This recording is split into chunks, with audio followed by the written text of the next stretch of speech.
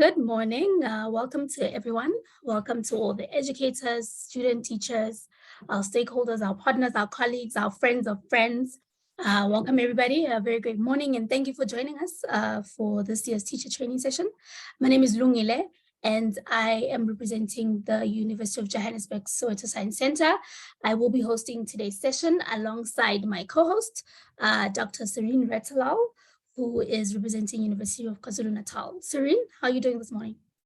I'm doing well, Lungi. I'm quite excited. This is our third annual teacher training session. What about you? How are you feeling? I am really excited. I'm in 3 years. It's been going really well. So we hope to be doing 5 years very soon, right? So I am really excited. I'm excited about today's presentations. We have some really great presentations, but I think you can share a little bit more about that. Yes, so today we have lots to look forward to. Of course, our theme is teaching for inclusivity, and today we're going to be hearing from various speakers pertaining to inclusive teaching strategies, active learning, learning in the 4IR, how to, I've seen some amazing presentations that were submitted. Patrick Makabolo is going to be talking about using technology in the classroom for inclusivity. So I'm really looking forward to that. But also, Lungi, I think we should be talking about some ground rules and how does this platform work throughout the entire session. So like in the previous years, please note that we do have a Q&A box as well as a chat box. So please use the chat box to interact, share where you're from, any comments that you may have can go in there. And then, Lungi, we have the Q&A. And that Q&A is going to be utilized by participants to submit questions directly to the speakers. So if during the talks you have a burning question, please ensure that you do type your question in there and one of the speakers will answer you either by typing it directly in there or by addressing it during our verbal Q&A session. There are raise hand functions, but please do note that we are not going to be able to utilize that. So the Q&A really is the place for you to tackle questions. What about reactions, Lungi? Is there space for participants to react? Yes, absolutely. So we do have the reaction icon as well for participants to use some of the emojis, the hand clapping, laughing, smiling, sharing your excitement with us as we go through all of the presentations. So please, yes, thank you. There's one person who just shared a heart for us. Thank you so much. So yes, please do use the emojis. And it's really motivating for our presenters as well to know that they're doing such a great job. Yeah. Great. I'm really looking forward to it. I really don't think we should be delaying any further. So Lungi, let's get right into it. Perfect. So to kick us off today, to give us a really warm welcome, we have... Okay, so I think, can we just also, before we get our welcome, can we just ask everybody to mute themselves? Yes, so can everybody just please mute themselves? Thank you. So to kick off today's session, we will be welcomed by Professor Leung. So Professor Grace Leung is at the University of Johannesburg. She's an associate professor in the Academy of Computer Science and Software Engineering. She also sits in as the Vice Dean of Teaching and Learning in the Faculty of Science. Prof. Leung, over to you.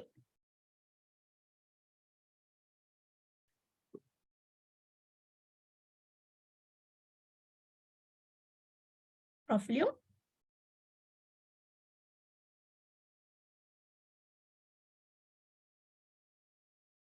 Okay. It seems that she's no longer a panelist, so we need to just up her as a panelist so she can unmute her mic and do her introduction. Sure.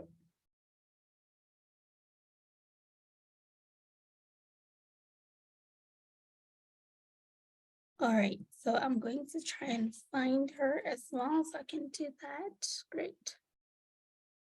Okay, Prof. Leung, you have been promoted to panelist. You should be able to unmute now.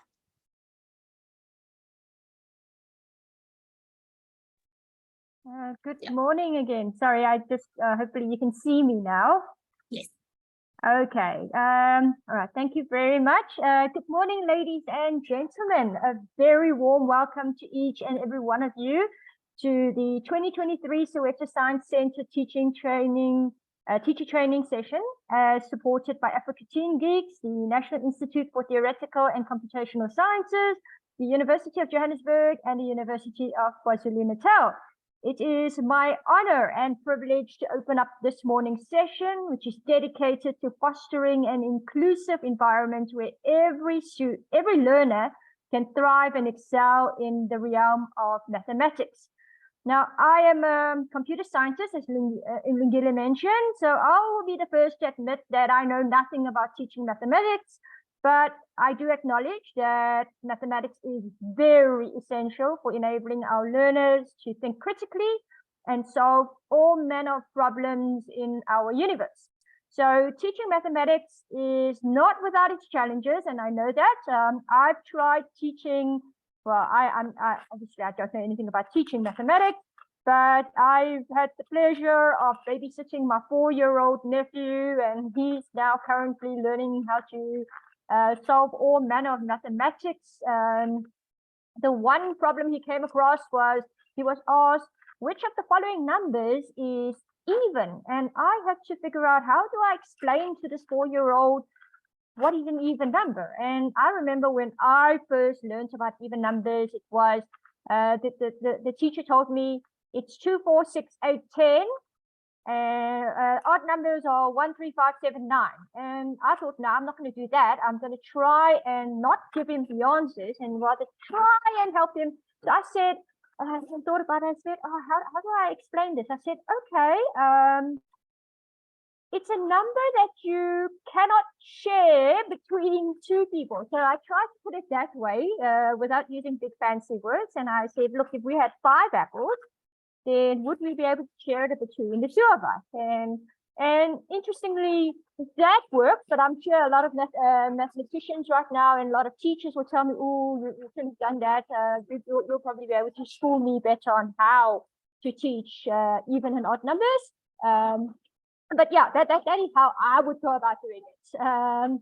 So anyway, compounding the problem of the challenges of teaching mathematics, I know that you've got additional variables that have been thrown into the mix now, and that is the fact that our learners are very diverse in their backgrounds, learning styles, and abilities. And despite these differences, we know that there is potential in every single learner. And with our world becoming increasingly diverse and interconnected, it is really of utmost importance that we as educators embrace the principles of inclusivity in our classroom, enabling us to unlock the doors to mathematical excellence for everyone. And to do so, we should be ensuring that our learners feel valued, supported, and empowered within our classroom. I therefore have no doubt that the collective efforts of all present today are going to shape the future of mathematics education. Let us develop the spaces that's needed for our learners to embrace their unique perspectives and experiences and enable them to engage with mathematics in a way that is not just meaningful, but relevant to their lives. So for my nephew, it's sharing how many Smarties equally between himself and everybody else. Anyway, finally, I'd like to express my sincere gratitude to each and every one of you present right now for your dedication to the field of mathematics education. I want to thank the National Institute for Theoretical and Computational Sciences and Africa Teen Geeks for their support. To our presenters, and I'm going to now list Dr. Inelo, Dr. Dean van der Merwe, Prof. Lydia Mavuru, Dr. Roxanne Bailey, and Dr. Mr. Patrick Makubalo for sharing their ideas and practices with the attendees today. I hope that everyone will be able to leave this training session with some valuable gems and to take back to your respective classrooms. To Dr. Erna Lampen, we appreciate your willingness to serve as a respondent throughout the morning. And last but not least, this would not be possible without the efforts of our hosts, Dr. Cerene Rathilal and Dr. Lungile Sitole, for putting this all together. Once again, welcome to this training session. Thank you. Goodbye. Thank you, Prof. Leung. That was wonderful opening words. Before we continue with the program, I want to introduce you to Dr. Erna Lampen. Dr. Erna Lampen is a senior lecturer in Stellenbosch University in mathematics education, and she focuses on senior and intermediate, the intermediate phase. So good morning, Erna, how are you doing? Good morning. I am excited to be a part of this, and I hope that the teachers will share with us their experiences, because, you know, in my experience, they listen to us, but they believe each other. Thank you, Erna, for those opening words. So Erna will be serving as a respondent, and she's going to help us unpack everything that we are focusing on in today's session. Today's session is inclusive.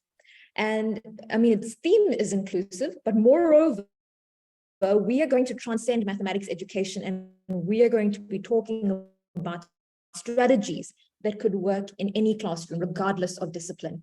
I'm now going to introduce you to our first speaker, and she's actually quite famous in this platform for our teacher training sessions, because she's back for a third time, and that is Dr. Ina Low.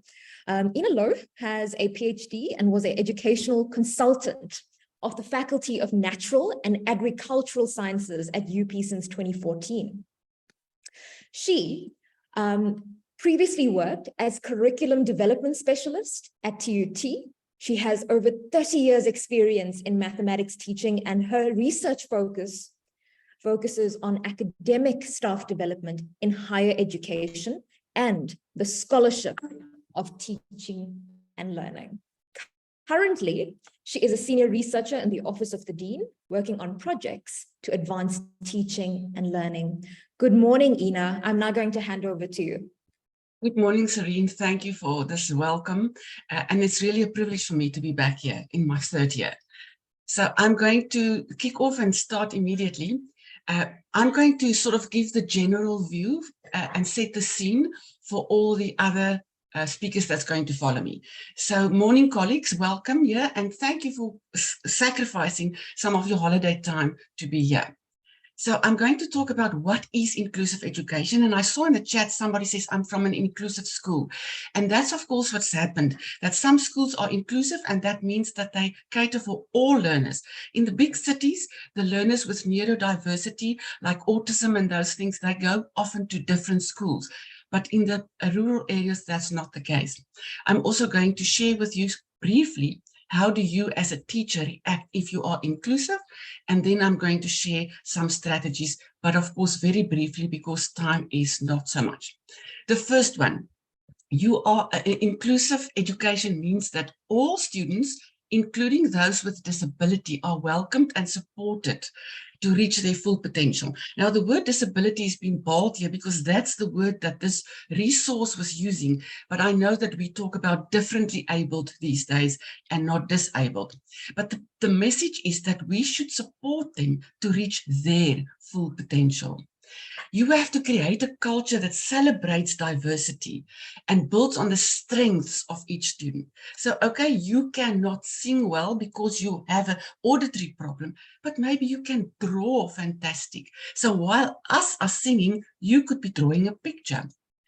You have to nurture professional learning communities so that you as teachers can become empowered to create optimum learning for all the learners. So a professional learning community is when teachers work together across schools, across districts, and share what they've created for their learners with others. Because that way we can all share with our learners fantastic activities and resources, yet it didn't take all the energy from yourself.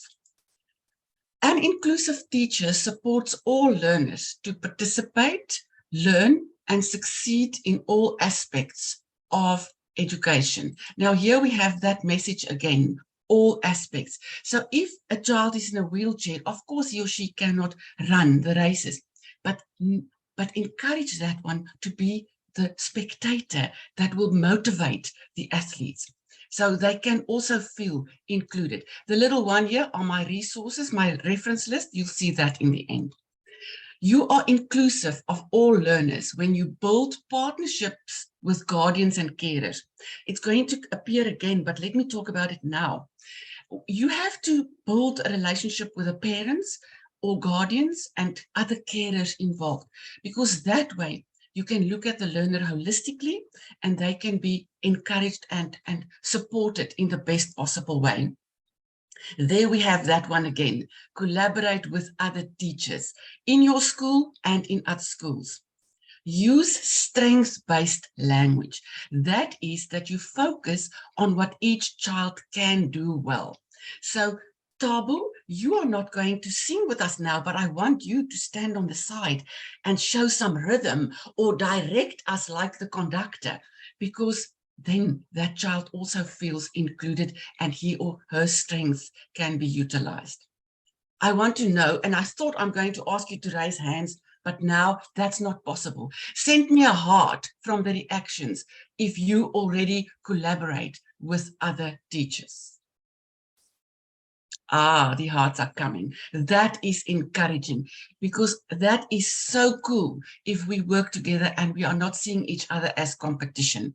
Thank you very much for all those hearts. Okay, now I am at the important part of my presentation, and that's the strategies. I have a little bit of a holistic picture here, and these strategies can work for anybody, not only our differently abled learners. You need to have structure. Even in a university class, I tell my lecturers, you lack structure. You were all over the place. So if you are all over the place, you will lose your differently abled learner immediately. We also need a safe space. We need peer interaction. You as a lecturer should collaborate with others, and we've now seen that you already do that. And lastly, you have to tailor your activities in a specific way. And I'm going to elaborate on each of them now using these fantastic pink and purple colors to bring in some structure in my own presentation.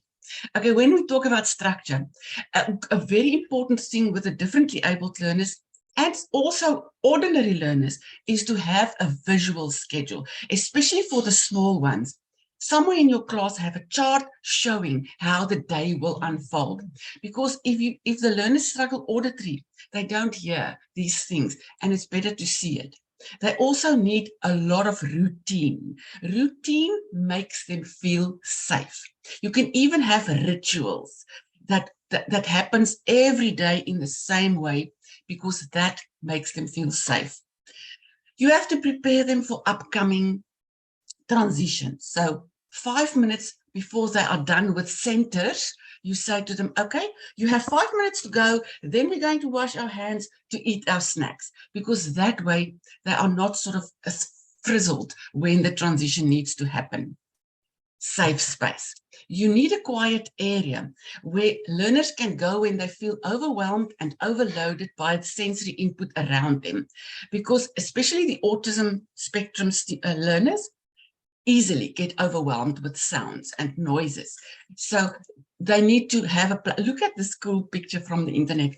There's even a little curtain and some activities inside, so the learner could go and isolate him or herself, because I can't take all the noise anymore. And they also need to calm down and get hold of their emotions again. And those of you who teach to the autistic spectrum will know that they easily get very emotional and react emotionally in a sometimes inappropriate way.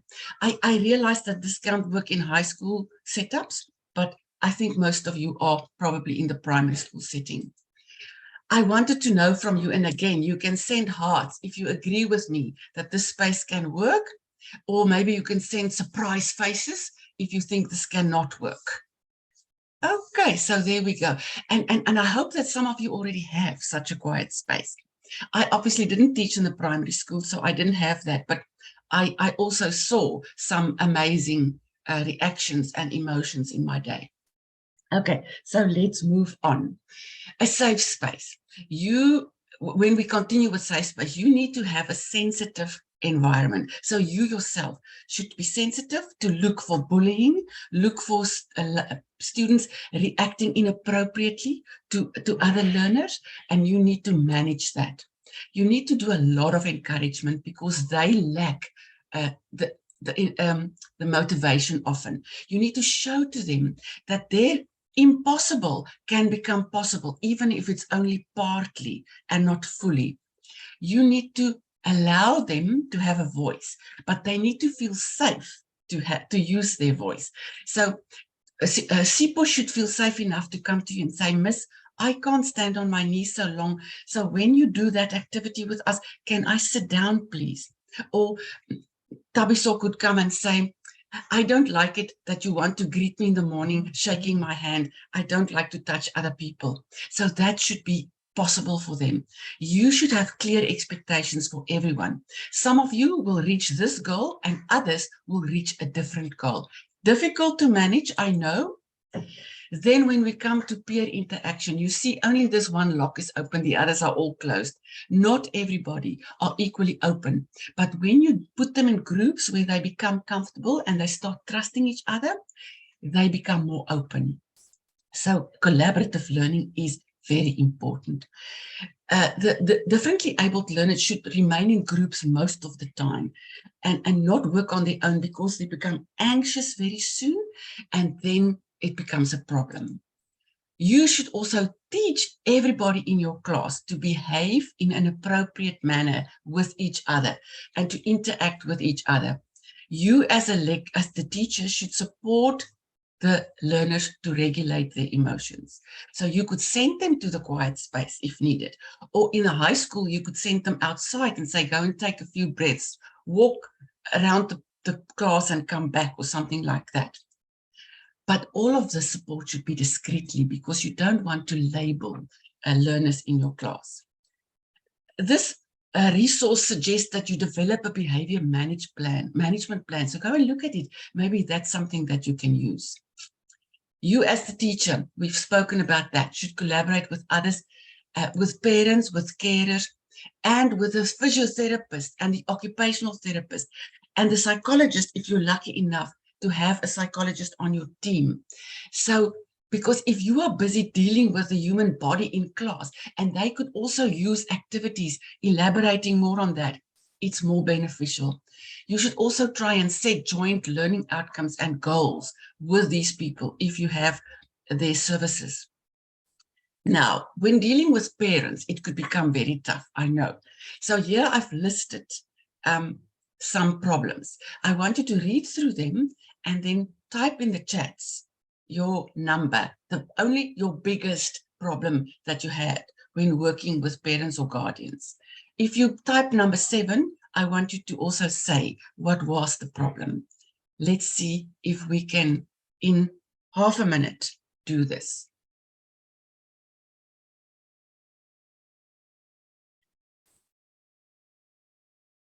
Ina, I'll Yes. say 3 minutes. I know that. Thanks. Okay, while you're typing that, we'll be able to look at that later again and can get a picture of your life. Let's move on. When I say tailor your activities, the first important thing is that you should keep your instructions short, clear, and engaging. The attention deficit learner get lost quickly. So if you fall around in your instructions, you will lose them. So clear and short. Involve the health professionals. We've already spoken about that, but because sometimes a learner should rather stand than sit for long periods or sit on a beanbag, and that's easy to get. You should provide additional time for those that need that, but then also occupy the rest of the group by doing something else. The most important thing for me is you should gain their attention and maintain it. And of course, there, your biggest enemy is the cell phone. Ban cell phones. Also reduce distractions. If there's a glare somewhere or a flickering light, let it get fixed, because all of that is very distracted. Then support their sense of self. Celebrate their achievements. Teach them that they can love and should love themselves, regardless of their inabilities, because they are still enough as they are. Our learners need to have a new mindset, not only new strategies. What do I mean by that? we should look at the class in front of us and realize that they are entrusted to us so that we support all of them to reach their full potential. And it may vary, but we should realize that and work towards that. Some of the learners are undiagnosed, so they don't know, and their parents don't know that they have an attention deficit or something. When you spot that, have that loving discussion with the parents and the carers so that they can get help, because often there is medicine available to deal and to make their lives easier. Winston Churchill said, "I'm always ready to learn, although I do not always like being taught." May that never be true about any of us. Thank you.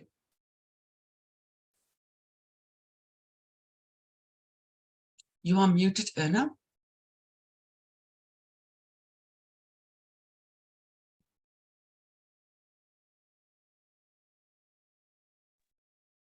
Still muted. Thank you for all the hearts, colleagues. There we are. Yes, so I can see our participants say thank you for the good introductions to set this morning's scene. We are clearly thinking of classrooms that are complicated and complex. I am going to the question and answer section where there are some, I'm just going to try and get that, say, what do we do when we have kids whose parents refuse to accept the learner's disabilities? And then the previous question said, how can a teacher address implicit biases or stereotypes that may hinder inclusivity? Ina, do you want to give some input there? I'm going to do the second question first, and that is those biases. You should model inclusivity. You should have the language of inclusivity, and you should teach your learners how to embrace everybody in the class despite their disabilities. And also remind them that people do not choose that. It happens to you. In terms of the parents, I would really have a loving discussion with them and tell them that they are putting stumbling blocks in the life of their child, and that their child could flourish if everybody acknowledged the situation and make the best of it. And that doesn't mean that we label the child.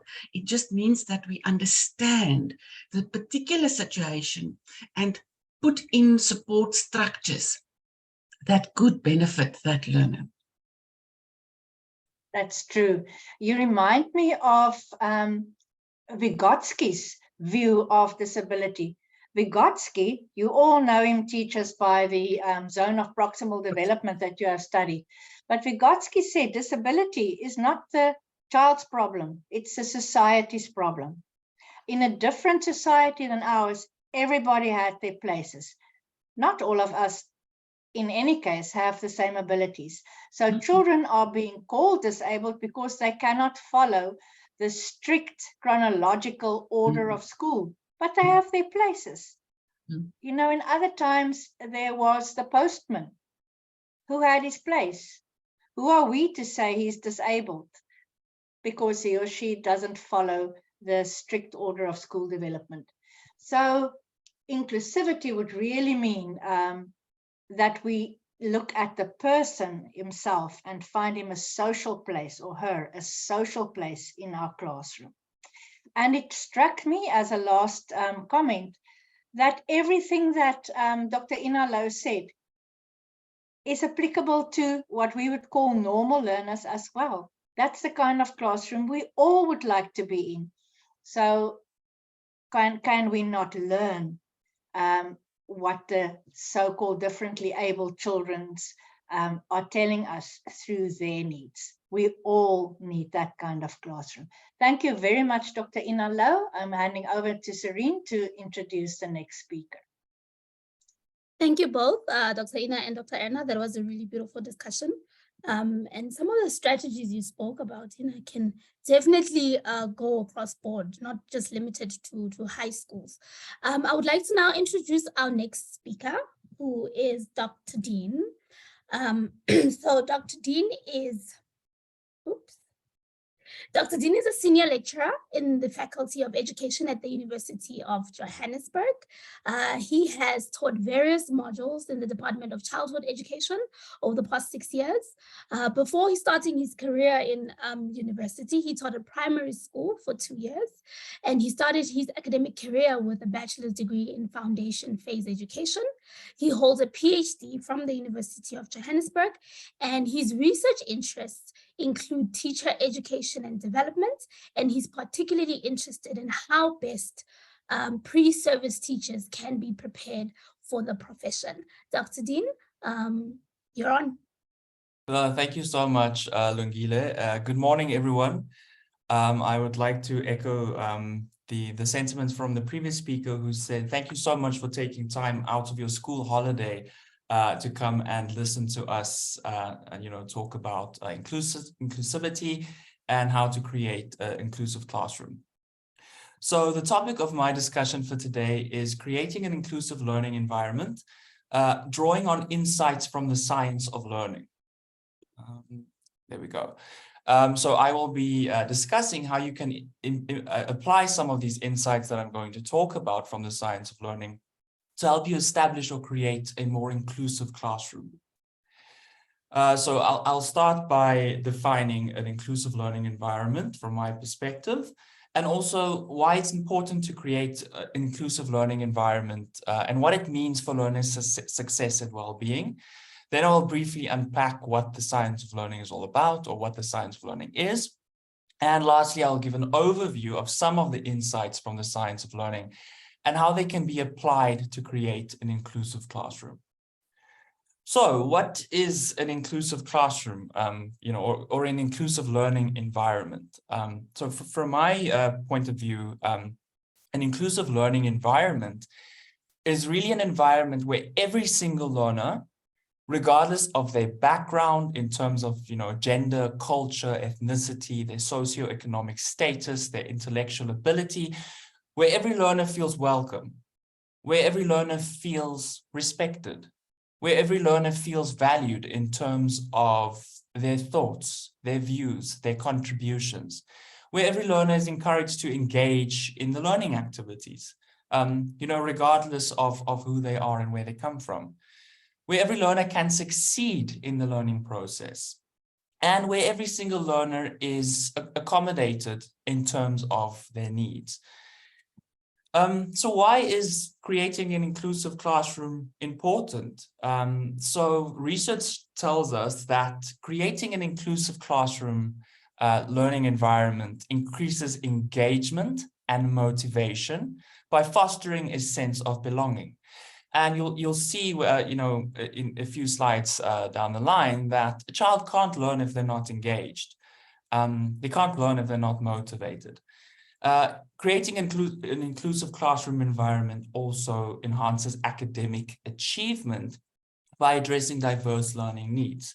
So, in the strategies that I'm going to talk about, in the upcoming slides, they are sort of designed in a way to include all of the children and enhance all of their academic achievement, regardless of, what level they might be at or the learning needs that they might have.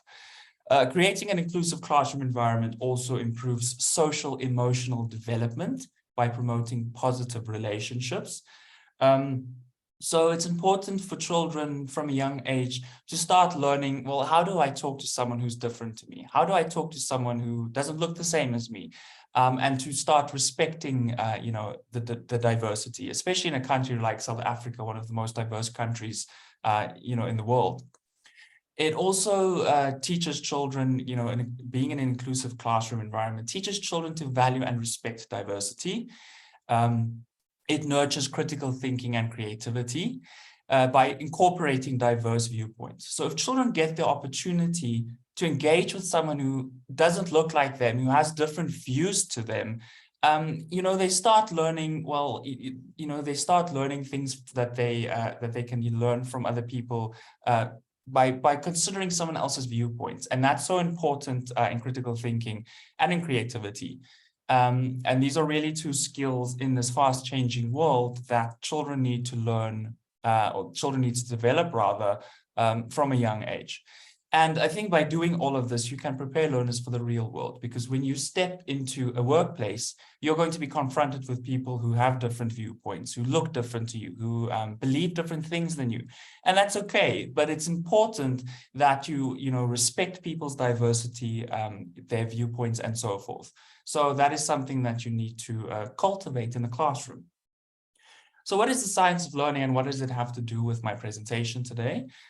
So the science of learning really refers to a combination of research that was been done over years in several disciplines. So education, neuroscience, so people looked at the brain and what happens in the brain when people learn. People looked at learning from a psychology perspective, from a cognitive science perspective. So a bunch of different people from different disciplines, they studied how do people learn. So the science of learning gives us evidence that tells us how people learn, and it also provides some strategies for how to guide and support learning.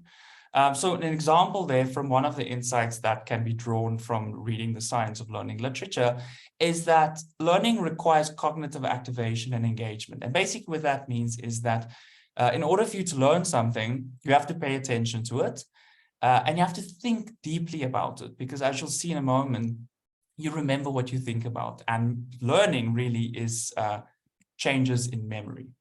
So the insights from the science of learning that I want to talk about, and you may have come across these in your, when you did your initial teacher preparation at university or at college or wherever. The first one is that we understand or we learn something new by relating it to our existing knowledge, or by relating it to what we already know. The second one is learning requires attention and cognitive engagement. So thinking deeply about, what you are learning and paying attention to it. The next one is cognition and emotion are intertwined.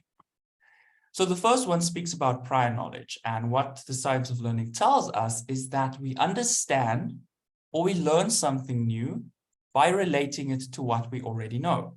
So anything that you learn in this world, whether you're learning a new method in mathematics, a strange science concept, anything that you learn that against the backdrop of what you already know. So this means that as a teacher, you need to find out what your children know in relation to the content that you're going to teach them. So if you're going to teach them, a new method in mathematics, then you need to find out what do they already know and how can you build on what they know. And what does this have to do with inclusivity? Well, eliciting every single learner's prior knowledge at the start of each lesson in relation to the content that you're going to teach will first of all encourage them all to engage in the lesson. And if you get insights from every person about what they know, they will feel welcome and they will feel valued. So how can you do this in the classroom? How can you elicit learners' prior knowledge? So I know, and I also used to do this when I was a teacher, it's often tempting when you start a lesson to say, let's say, for instance, you're teaching a lesson on the solar system. It's often tempting when you start a lesson to say, well, who can tell me what they know about the solar system? And you'll see those 3 orange circles there. Those are the 3 learners that always put their hands up and they are always eager to participate. They always want their voice to be heard. And in doing that, in only asking children who raise their hands for what they think or what they know, then you're not finding out what the purple dots know or the other learners in the class. So that's not really an effective way of eliciting or finding out learners' prior knowledge about a topic. So I gave a different or an alternative method on the right diagram there, how you can engage all learners in answering questions. So the example there says, discuss in your groups of 4 your understanding of the solar system, and I will ask each group for quick feedback. So you'll see there that there are 6 groups of 4, and they are all discussing the topic, and then I take answers from each group. So it gives me a general view of what each group thinks. And in doing so, you find out what more children know. They are engaged, their voices are being heard, they are, listening to different viewpoints and so forth. So here is another example of what you can do instead of, the same old, well, who can tell me what the solar system is? So the example I use here is write down what you know about the solar system. So I don't know how many dots there are, but all of them are writing down what they know about this topic I'm going to teach today. Then I say to them, Phumzile, share what you wrote. So Phumzile is the orange dot towards the middle there. So I'm finding out, well, what does Phumzile know? Then I move on to the next step, which is the diagram on the right. Who wrote something similar? Just put your hand up. So all of those orange dots who put their hands up, this tells me that they all have a similar view to this topic than Phumzile does. They had the opportunity to think about the question, they have the opportunity to now engage, and I can get a general understanding of what my children know, which means that I can now build on their knowledge. Then you will always have some learners who will say something different or will have a different answer. Then you, for instance, can say, who wrote something different? Raise your hand. Patrick, what did you write? So those are the green dots. They said something different, and then you engage them. And in doing so, you start building a picture of, well, what do my learners know? The next principle or the next insight from the science of learning that I want to talk about is learning requires attention and cognitive engagement. So there's a nice quote there that says the heart of great teaching is getting students to think hard about the material we want them to learn. So for deeper learning to occur, and this is really learning that lasts in the long run, that is not surface learning, learners need to be cognitively engaged with the content. This means that they need to pay attention to it and have to think about it. And Willingham, who's a famous cognitive psychologist, he said that we learn what we think about. So if you want your children in your classroom to learn anything, get them to think about the content in some sort of way. And by doing this, by cognitively engaging every learner, by getting them to think about the content, you will first of all encourage them to engage in the lesson. And this will already, if you do this, this will increase the likelihood that they will succeed in the learning process, that they will learn something. So again, how do you do this? How do you get children to think about the content? So I like to use the term learning tasks, but you can use whatever term you want. But basically, it is using tasks in the classroom that encourage children to think about and to apply what they've learned. So I've put some examples there at the top in bold. Group work, individual tasks, peer discussions, short little activities that they do based on the content that you taught them. And if you do this, then you focus their attention on the meaning of the content. So for example, if you teach them a new maths method, get them to think about this and to apply this in an activity, in a group activity, in an individual tasks, in a peer discussion, in some sort of way, get them to use that content, because in using that content, they are thinking about it. And they also get the opportunity to integrate and apply knowledge and skills. It gives you the opportunity to provide feedback. So for instance, if you give them an activity and you see that the learners aren't doing that well, then that gives you an opportunity to say to them, well, you didn't really get it right this time. Maybe think about it in this way. Or well done, you're on the right track. So giving them feedback and either affirming or redirecting their learning. And then it also involves learners in making their learning or their understanding visible. So if you give them an activity and you see, well, geez, these children, they really didn't get it, then it gives you the opportunity to go back and revisit this concept. But it is important that you give them this opportunity and many of these opportunities to think about the content and to apply and use it in some sort of way. And, I just put some examples there, but there are many different ways in which you can do this. The last one that I want to talk about is that emotions impact learning. So learning is affected by opportunities to engage in a safe and supportive learning environment. Research tells us, which means it's been proven, there is evidence that people cannot learn when they are anxious, when they are scared, or when they are distracted by other pressing concerns. In other words, your emotions, how you are feeling, impact whether or not you're going to learn. This means that as a teacher, you need to create a safe, in terms of physical, emotional, and psychologically, a safe and supportive learning environment that communicates to learners that they belong, that they are accepted, and that they are respected. And by doing this, again, what does this have to do with inclusivity? By creating a safe, supportive learning environment, you will make every single learner feel welcome, respected, and valued. So how do you do that? I just put some examples there.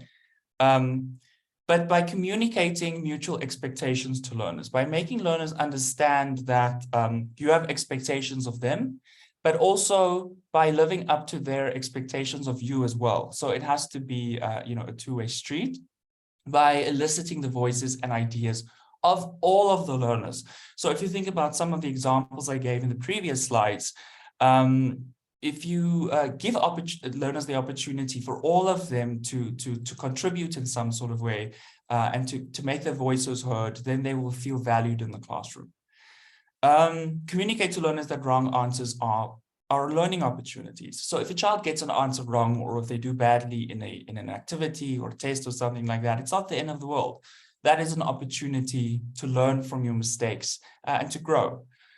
Also show your enthusiasm and passion for what you are teaching. I think this is so important. No one likes a boring teacher. If you're going to sit there and look like you hate the subject that you teach, then the children are going to start hating the subject that you teach as well.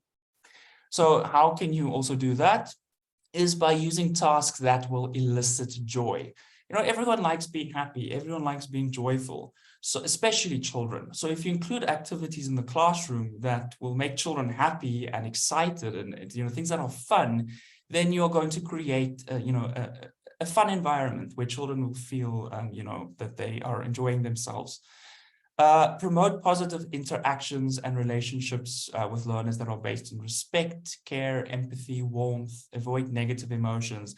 So don't be that teacher, who learners are scared of, or who tries to teach by instilling fear, because the children aren't going to remember what they learned in your classroom. They're going to remember that, geez, I was scared of that teacher. There's a famous quote that says, people will, forget what you tell them, but they'll remember how you made them feel. And as we've also saw in the previous slide, research tells us that if a child is scared of you, it's likely that they are sitting there, they're thinking about, well, geez, is she going to snap at some point and going to hit some of us? I don't know. And if that is the case, that is what their cognitive, what their brain is consumed with, then they're not thinking about the content, and then they're not going to learn. Promote a positive climate of learner-learner relationships. So as I said earlier, learners need to learn how to deal with people who are different than them and do so in a respectful manner. And lastly, allow learners to take risks and attribute their success or failures to things that they can change. So if you're interested in learning more, you can send me an email or connect with me on LinkedIn. So the insights from the science of learning that I spoke about now, I touched on them in a very brief manner, but we did in the Department of Childhood Education develop a short learning program for teachers that is SACE accredited. So I will share that brochure in the chat in a moment. Thank you. Thank you very much, Dr. van der Merwe. Yes, once again, I am just overwhelmed by how much everything that's been shared with us now goes for all of us humans, even us as teachers. And I find if I reflect on places where I was eager to learn and to make connections, it was places where I feel safe. Dr. van der Merwe, am I right that if we want to engage learners in deeper thinking, the message seems to be that to activate our gray matter, there must be some kind of problem, some kind of thing that we experience as worth doing the hard work of thinking. I'm thinking of the work of Kahneman with thinking fast and thinking slow. So won't you just give us some comment on the thing that I see that teachers try to make work easier for learners, rather than, as I understand what you are inferring, that it must be of hard enough to really warrant thinking, and then there must be some support to think. Absolutely, Doctor. So the science of learning, actually, I didn't go too deep into it, but it does tell us that there must be some sort of challenge for learners, to be able, as you said rightly, to think deeply about this content. Because if you make something too easy, then you're not really going to think deeply about it in the first place anyway. So there must be some challenge, but it also shouldn't be too difficult that the children feel that they want to give up. But yeah, so this is, and it also links in with eliciting curiosity as well. To make a child feel curious about something, then it's more likely that they will pay attention and think about it as well. But yes, absolutely. And as you said as well, teachers often, and there's various reasons for this, they are tempted to make or to pitch something at a level that's easy for the children. Maybe they wanted to make it look that all of their children are doing well, that all of them are passing, or they just don't want to challenge the children. But in order for a child to really think deeply about something, there has to be some level of challenge in this activity that they are doing. And hence your emphasis on risk-taking, something that we see by the end of grade 1, learners don't want to do anymore. They're just not taking the risk to carry on with a problem that's been put to them. They wait for the teacher to tell them. Yeah, so that risk-taking is what we need in today's life. We've always needed. Humanity wouldn't have progressed if there was no risk-takers. Thank you very much. And that obviously has to do with the emotional. I often feel that people think it's just, oh, we're kind now. Yes, we must be, take into account, people must feel happy and so forth, where it's actually, as you say, almost a physical cognitive thing that your brain gets swamped with adrenaline. If you are not feeling safe, you're in fear of flight. Yeah. And you cannot think, you must just get away.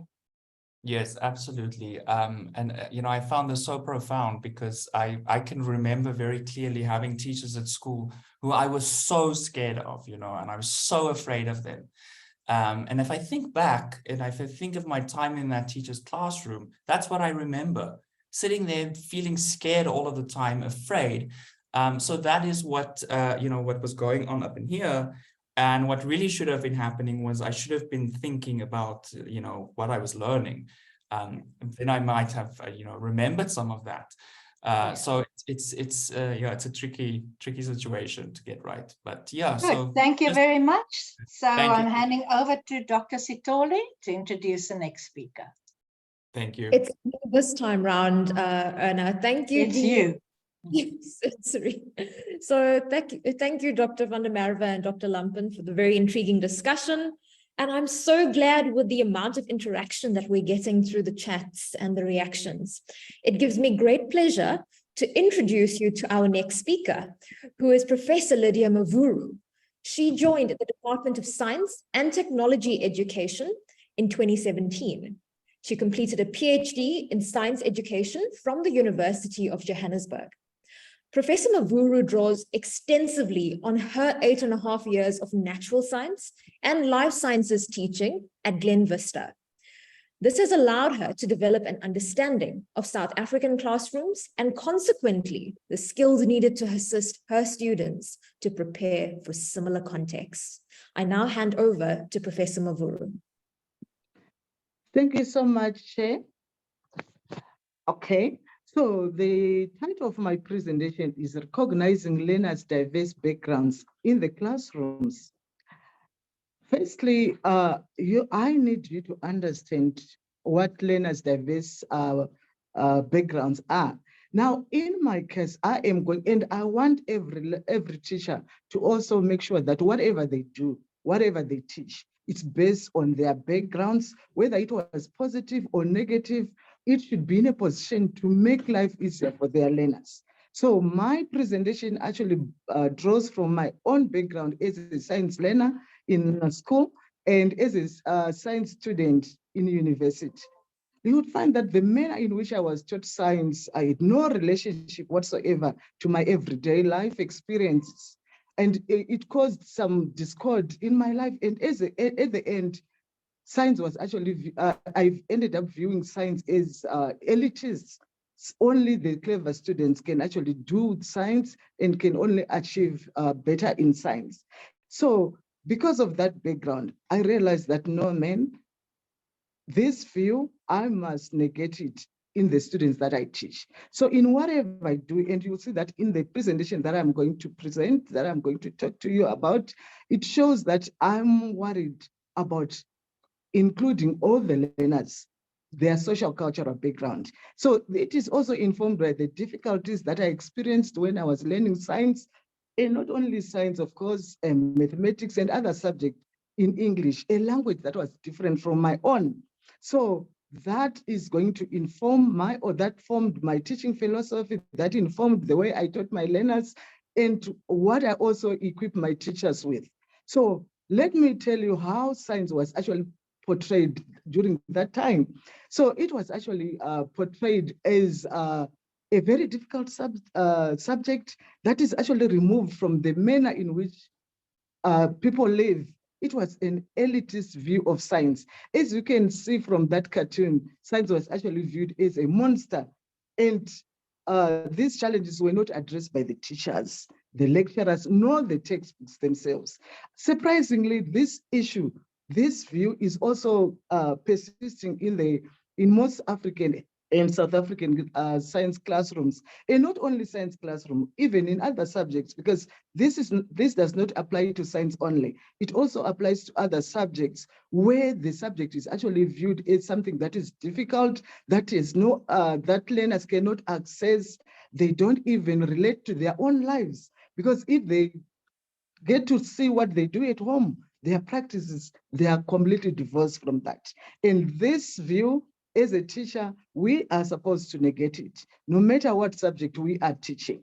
So you would find that some of the subjects, for instance, if I can delve into geography, because remember I said I'm actually looking at science per se, but you would find that we used to learn some topics that were completely divorced from us. For instance, I remember when I was learning geography in high school, even in primary school, I was taught the Amazon forest. And then I would go to my parents, I would ask them, what is this? Do they know that? And that's something that they didn't know. So we are saying, whatever we teach, no matter how remote it is, we need to make it applicable, relevant in the learners' lives. So as you have seen from the two presenters that have already presented, the inclusion, actually inclusivity in the classroom means different things in different contexts. And in this context that I'm presenting in my own research, in my own teaching, I view inclusivity as an approach in education where learners from diverse groups are provided with opportunities to learn, despite their background, despite their socioeconomic backgrounds and cultural backgrounds, despite their beliefs or experiences or practices, their cultural practices. And as teachers, we need to recognize that. And remember, in most of the classrooms that we teach now, we find that these are multicultural classrooms.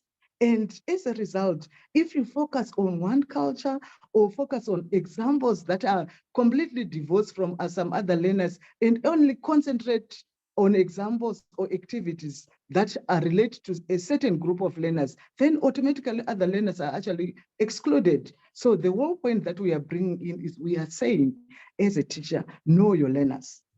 Now, let's look at what exactly do we mean by learners' social cultural background, which is in the next slide. Now, so learners' social cultural background is constituted by the cultural practices.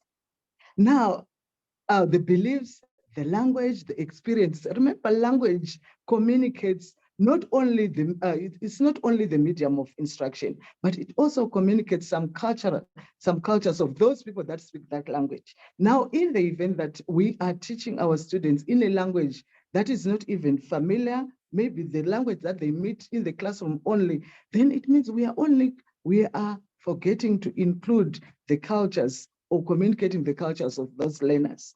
Now, some people have actually argued, for instance, when I send my articles to some international journals or even in the local journals, they've always said, look here, there are some people that don't have indigenous knowledge. And I'm saying, no, man, that's not possible. Every human being, they've got certain way that they behave. They have certain beliefs, be it cultural, be it a religious, Christianity, or anything they have. And you cannot say that there's a group of people that do not have a certain way of doing things or certain experience. They do. So everyone has this. Whether white, Indian, black, anyone from any of the ethical groups in South Africa or in Africa or all over the world, we do have that. Now, in 2020, I published an article where I had to conceptualize what social cultural background of learners entail. So automatically it includes learners' indigenous knowledge, and every person has got a certain way of doing things. And let's look at them. This is the norms and values, the religion and beliefs, social, economic, and political issues, science knowledge and technology, or any other form of knowledge. Every group of people, they've got a certain way of doing things, a certain way of viewing things, a certain way of how they speak about certain things, even in various communities. Now, in the next slide, we want to look at now, what is it that teachers can do? Now, there are questions that really arise when we talk of incorporating learners' social cultural backgrounds in the teaching and learning. The issue is, whose beliefs, whose practices, whose experiences should the teacher consider in a considering the multicultural nature and diversity in the science classrooms, or in any classroom, be it mathematics, language, or whatever in the South African schools, in terms of race and ethnicity, right? The next question is, if that is the case, are the teachers familiar with the different learners' social cultural backgrounds?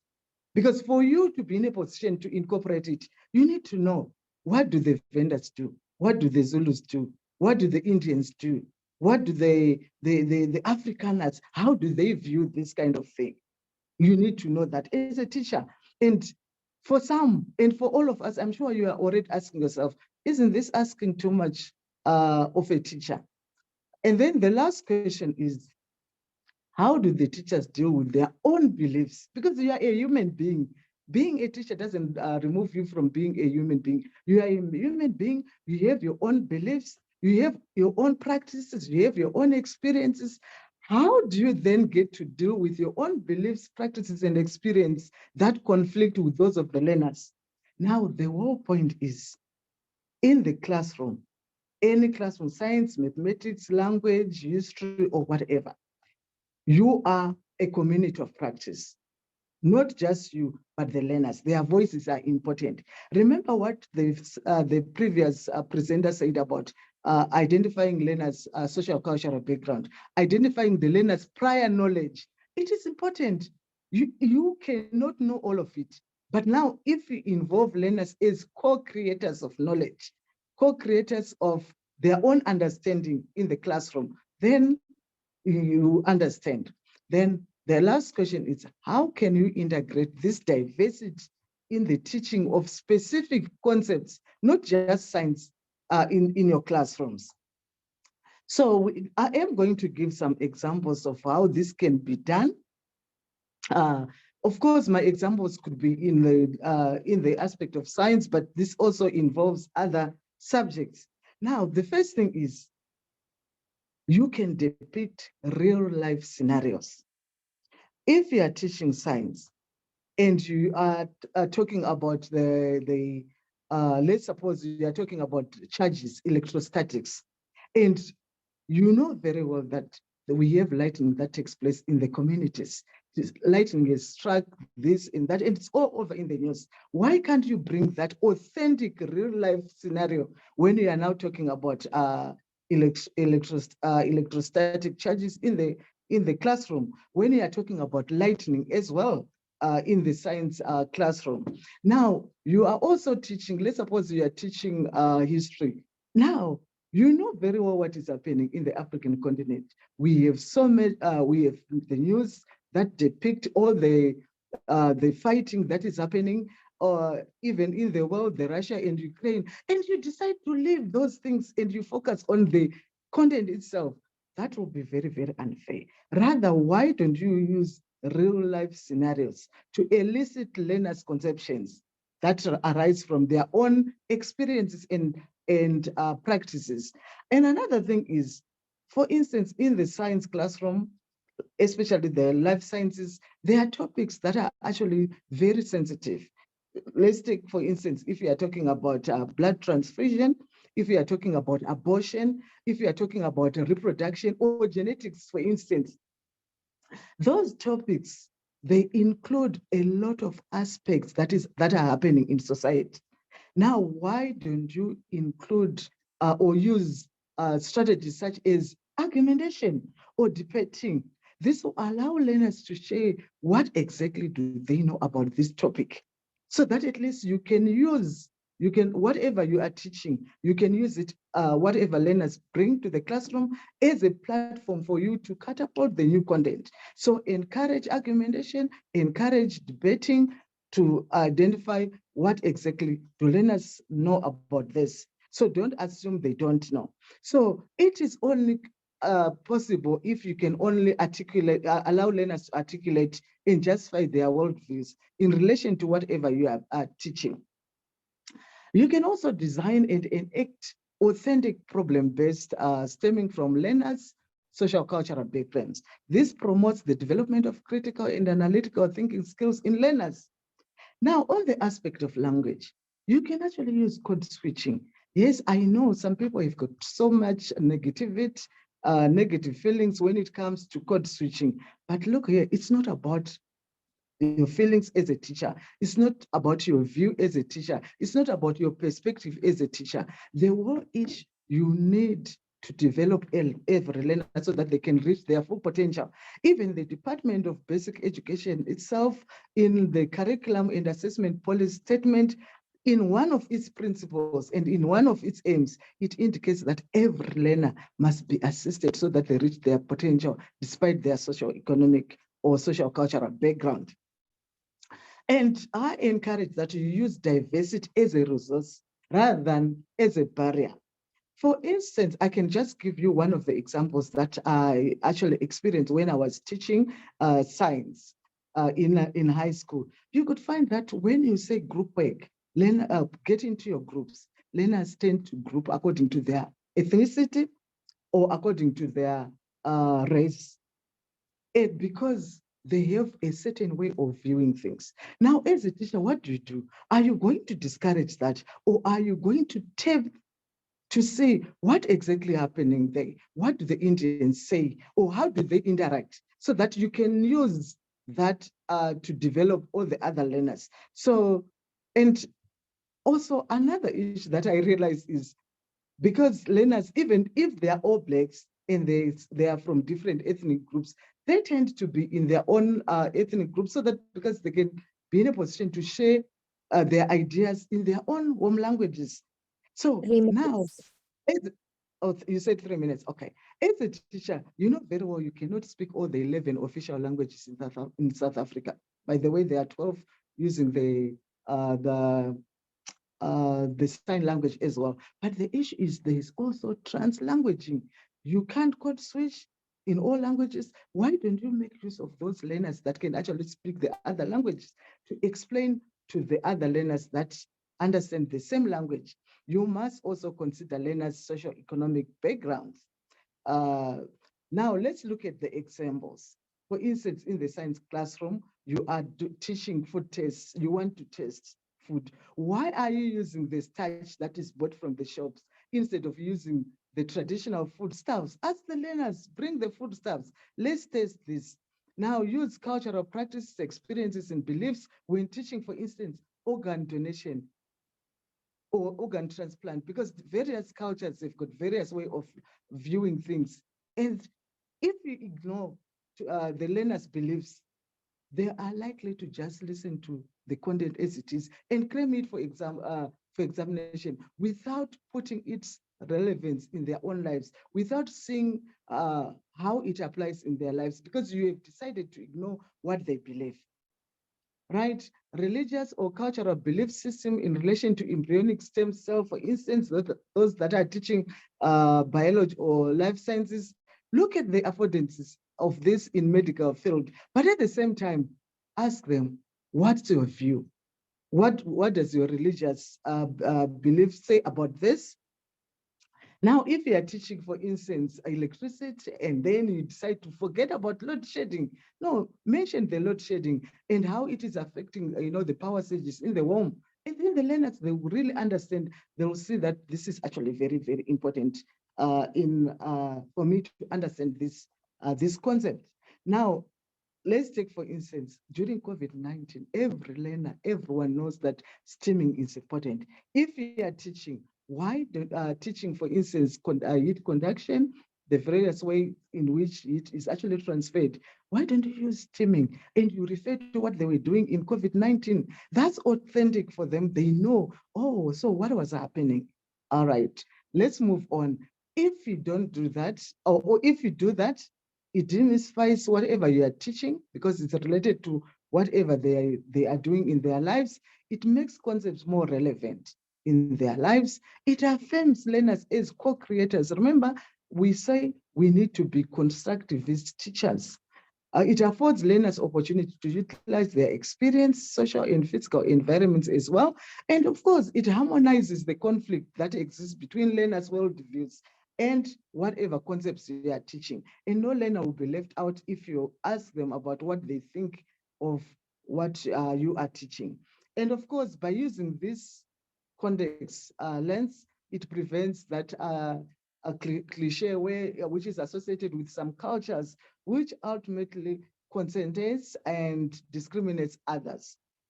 If you don't consider learners' social cultural backgrounds, beliefs, experience, and practices, it results in rote learning. Learners don't understand, and it fails to, they also fail to see the applicability of whatever they learn in their lives, and they get motivated, and of course, there's poor participation in the classroom. And of course, at the end, once science is not compulsory, or once that subject is not compulsory, they'll drop it. And obviously, low uptake of such careers at university. Thank you so much.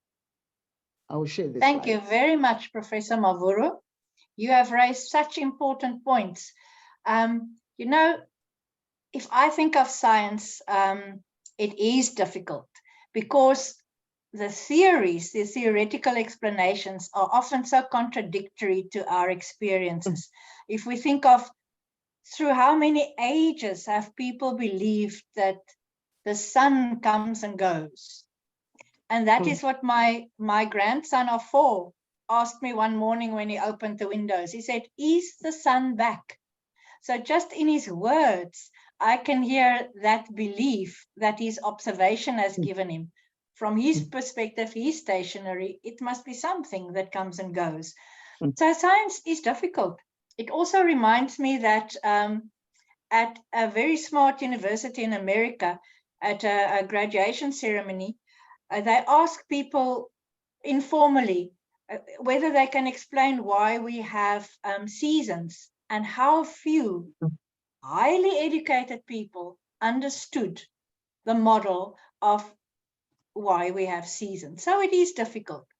So will you not just shed a little bit of light on your the point that you made, that we must teach learners to engage in scientific discourse? What is scientific discourse? If we now think of their experiences, what they bring to the cross, their naive observation understandings, how do we make that scientific discourse?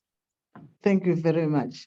Remember, I mentioned that as a teacher, you need to identify what learners exactly know before you teach the concept. That is, identify, elicit learners' prior knowledge. By doing that already, they are already sharing with you what they understand before you get into the content that you are going to teach. Now, at the same time, if you use certain strategies, like the debating, the argumentation, or if they are actually involved in the practical investigation themselves, they are likely to be in a position to communicate whatever they've said, what they have found. And then at the end, and also as a teacher, you need to, even in primary school, ask the learners to go and research. And when they research, they come and present in class, even if it is in their groups or in pairs. Already, that is scientific discourse. They are already sharing. In that way, they are already learning, like scientists, sharing what they've done or what they've heard. And probably it can be different from what the other person is going to say. Already, that's communication, that's discourse. And also allow them to share it probably in their own home languages, because it improves understanding. And at the end, so of course, is it about having an hypothesis and having evidence?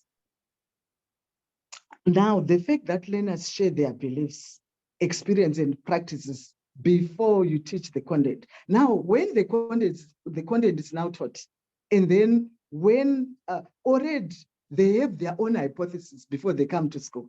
Remember, you even shared an example of your own grandson, who actually thinks that the son actually goes and comes back. Already that's a hypothesis on its own, right? So after teaching, the learner must be in a position to say, oh, what I have taught, this is actually different from what I knew. So already they are dispelling the hypothesis that they had, because the hypothesis that you are going to set in the classroom when you are doing the experiment or an investigation will be completely different from the learner. But now you cannot, as a teacher, decide to focus on the hypothesis that you set in the classroom and forget the hypothesis that they bring in the classroom. You have to, yes, thank you. Good, thank you, Dr. Sitole, the next speaker. Thank you both so much. Very interesting discussion, but unfortunately, in the interest of time, we had to cut it short, but thank you. Our next speaker is Dr. Roxanne Bailey. Hi, Roxanne. And Dr. Bailey is a senior lecturer who's also a Y-rated researcher in the Faculty of Education at the University of Johannesburg. Her main research focuses the promotion of self-directed learning through the implementation of cooperative learning and blended learning, especially in the fields of computer science education. Dr. Bailey has received several research grants for her research and is currently involved in 3 research projects, which are aimed at investigating technology-supported cooperative learning in computer science education models. Apart from her research, her focus is being implemented mostly in computer science education, and Dr. Bailey has thoroughly investigated strategies for supporting novice programmers at high school and university level. Over to you, Dr. Bailey. Thank you very much, and thank you for the opportunity. And then also, I just want to say I'm so impressed with the number of teachers that actually are attending the session in their free time. You know, we often say that teachers, you know, they don't want to learn or they don't want to move their thinking, and that's such a wrong perception. So colleagues, just from my side, I really want to commend you for taking the time to be here, and thank you for the opportunity to speak to you. So let me just share my screen and then let's get going so we can get you back to all the hard work you have to do. And just for the panelists, I am able to share my sound as well. So someone got something right there. Well done. Okay, there we go. All right, so how many times do you just try your utmost best to capture your learners' attention?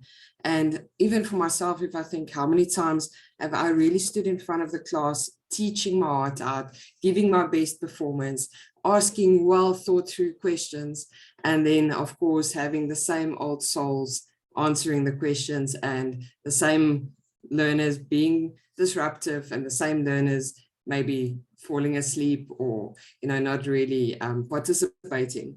But then imagine for a moment as well that you are actually that learner and you just come back from break where you were sitting, chatting to your friends, sharing ideas, talking about all the great adventures that you're planning on doing, perhaps after school today or during break time even, and then getting back to the classroom and being told, okay, now you have to sit still, you have to answer questions, you have to listen to me, the teacher, and you have to just, you know, fall in line as I am telling you to do. So of course, that is just a wormhole for learners, and it leads them to a lot of boredom oftentimes. And this is not because the teacher is not trying their best. colleagues, for no reason at all I'm thinking that it's poor teaching. I think it's just a unbalance between or imbalance, sorry, between the teacher and the learner and what we expect from each other. So this is just a short little video just to show you what the classrooms looked like back in the day, you know, my great-great-grandparents and yours perhaps as well. And then just think to yourself how the classroom looks today.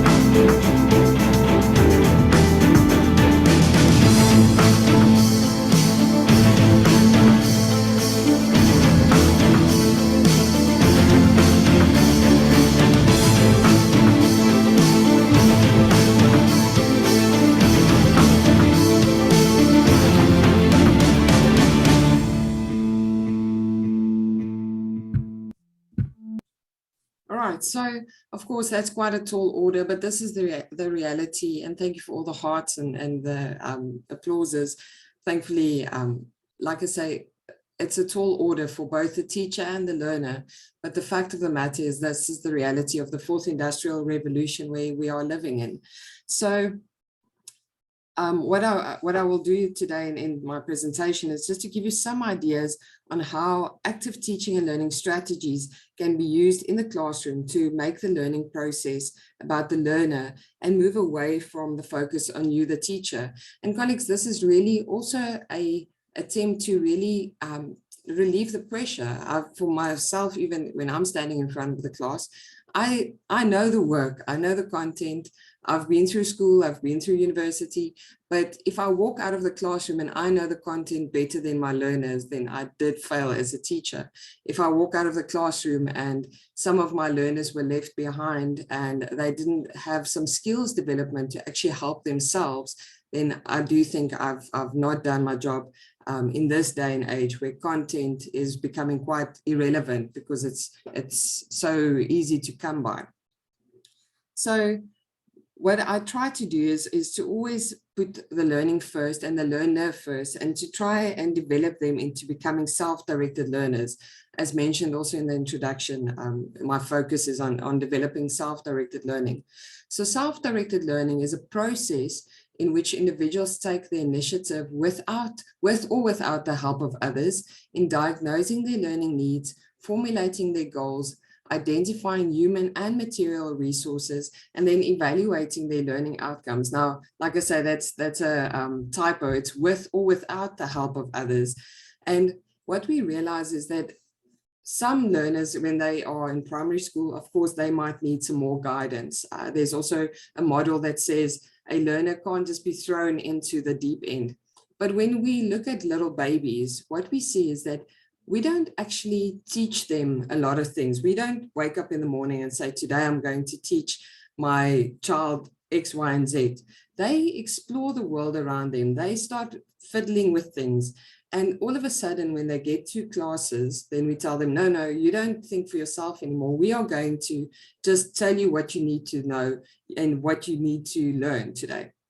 So I always try to implement teaching and learning strategies that promote self-directed learning skills, which are all the 21st century skills, metacognition, and then the dispositions, just that willingness and attitude of me wanting to take responsibility for my own learning. So the learner sitting in the class realizing, okay, I need to actually learn certain things. I need to go to the teacher after class and say to them, I didn't understand this work. Can you provide me with extra resources? Or asking my partner in the class, I'm not understanding this work. Can you give me some advice?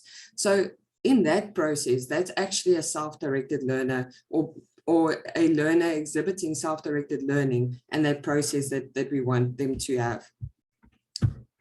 Okay, so some of the teaching learning strategies, and like I say, these are strategies that I've implemented in my class. It's also, some of them I did in my PhD and in projects as well. So obviously not perfect, and thankfully I still have a lot of time, hopefully, on earth to research this. But this is also something that I think we need to realize, is that it's you, the teachers, that are the experts that know whether these things can work or not. And that's why we need to also really take hands. So if we look at cooperative learning, and I especially enjoyed the previous speaker, not Professor Lydia, but the first speaker, Prof. Irma, I think, that mentioned the fact that group learning is so important for inclusivity. And what I've realized is that cooperative learning is really different to collaborative learning. And what we often see is that we, as a teacher, we might put learners in a group and just say to them, quickly group together, and then, we do an activity, and then it becomes chaos. One learner does all the work, others get the marks, some are frustrated, they break down the class, and the principal calls you in for rowdy behavior in your classroom. So what cooperative learning is different to that is that it's actually structured by the teacher themselves. So there are 5 basic elements that you need to stimulate. And this allows you to actually make sure that learners take individual accountability. So even though we're working in a group, I, for instance, still have a specific role, a specific task in this activity that I need to do. There's promotive interaction, there's positive interdependence, knowing that if the group fails, I also fail. Obviously, social skills that get promoted, and then also group processing, which is just a matter of the group getting together and asking what worked well, what didn't work. And you'll hear this also stimulates some metacognitive skills, that thinking of my own thinking, reflection, critical thinking. So some examples could be the jigsaw method, think, pair, share, using base groups. And like I mentioned, I think, there's a lot of theory that backs all of this, but I will share my email address, and I really want to invite you at this point already. If there's something that pops up, just make a note, and then we can really engage after the session, and have some talks. If you feel maybe you want to try this in your classroom, each classroom context is different, but we can put our heads together and then explore the possibilities.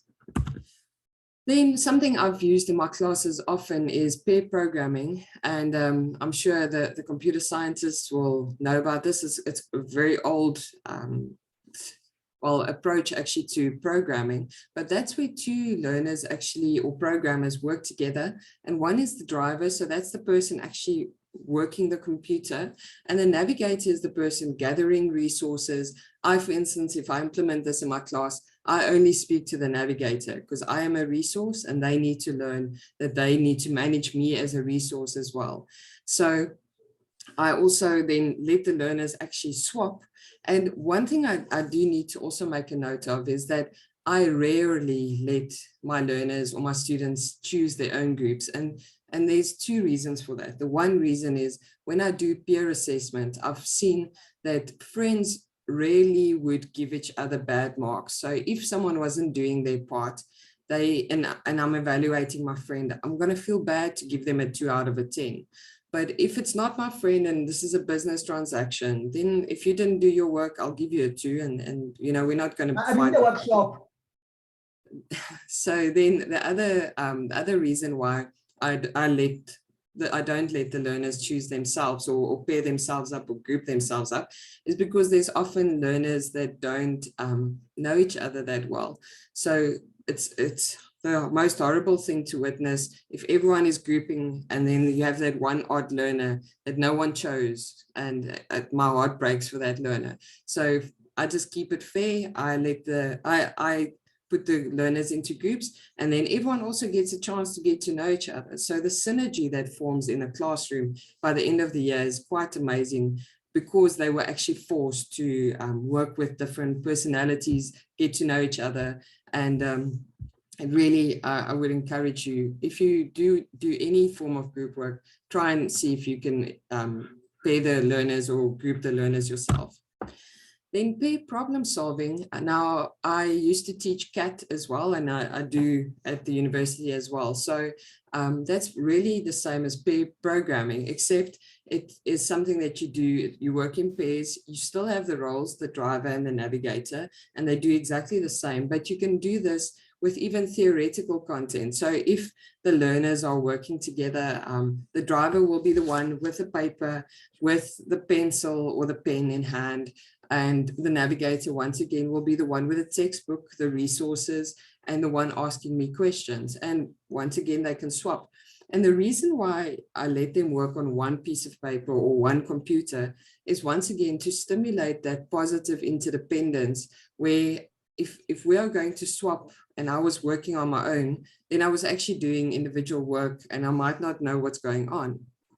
But if we were working on one device or one piece of paper, then we are both needing to be engaged in that piece of paper, because if we swap, I need to know where I can go on with that work. Then also, just to say, if I have time in the class for feedback, I would often tell the learners that I will just randomly choose which one will actually give the presentation. And this is also a reason, because you often get the extroverted, non-shy student either volunteering or being told that they will be the presenter. And then it's always, again, the same old souls having the opportunity to develop this skill. And the shy learner doesn't get pushed into developing the skill of communication, presenting, you know, etc. So with learners not knowing who might have to present to the class, all of them actually engage, because what if the teacher actually asks me to present and I don't know what to say? So I need to know what's going on in this work. Then game-based learning, you won't believe it. And this often, or this always surprises me, that even our students, they still love simple things like games, like Kahoot, even paper-based games. I've played Kahoot with them on a paper-based, you know, just actually, it's actually a multiple choice quiz. And I just let them do it on a piece of paper. And all of a sudden, especially if I see the attention drops and we quickly just throw in a little quiz game, or, you know, boys versus girls, they really love it. And like I say, even the tertiary students, as cool as they think they are, they still love this and they can't resist. And then lastly, the Socratic method, which I've used with grade 10 IT learners, and I've used this in tertiary as well, is just asking learners questions rather than ever telling them anything. So you can, even when they are working in pairs, ask them to have questions for clarification, questions for challenging assumptions. And the point is that you don't say to a student or a learner, this is a table. You start asking them questions. How many legs do you have? Oh, 4. How many, you know, what's the functionality of this? Oh, to put things on. And then eventually, and this is just a silly example, but eventually they get to the point, oh, things with 4 legs that you put things on could be a table. So it's just a matter of guiding them through questions. So in conclusion, different strategies obviously resonate with different personalities, and you need to really try your best to find your own style, and always remember that it's about the learner. So full disclosure, it all depends on your attitude and willingness to fail. I've had chaos in my classes and I could have just reverted back and said, you know what, let me just go back, talk and chalk, read out of the textbook, read from the PowerPoint and ask questions, and that would be safe and that would be fine. But it's really not going to be about the learner then. So I have had to fail, go back to the drawing board, try again, and now I'm comfortable with my own strategies that work for me after, you know, years of actually failing and trying again. Thanks. Thank you very much, Dr. Bailey. Dr. Bailey has reminded us that in this high-tech world of 21st century, that we can actually work, I'm rephrasing, in low-tech environments, because I know the questions are there about my school doesn't have connectivity, we don't have computers, etc., etc. We can develop high-tech thinking in low-tech situations. And it seems to me, it resonates with me that it lies within the questions that are asked in the classroom, like the Socratic questions you put up. And you so nicely now come full turn to how do learners know teachers are really interested in them? That safe space, that emotional safety is when we really ask and listen for clarification questions, for instance, and listen with sincerity and then praise. Not you clever or anything, but you've explained, well, I understand that now. So thank you very much. And then Cerene, the next speaker. Thank you. So I have the pleasure of introducing Mr. Patrick Makubalo.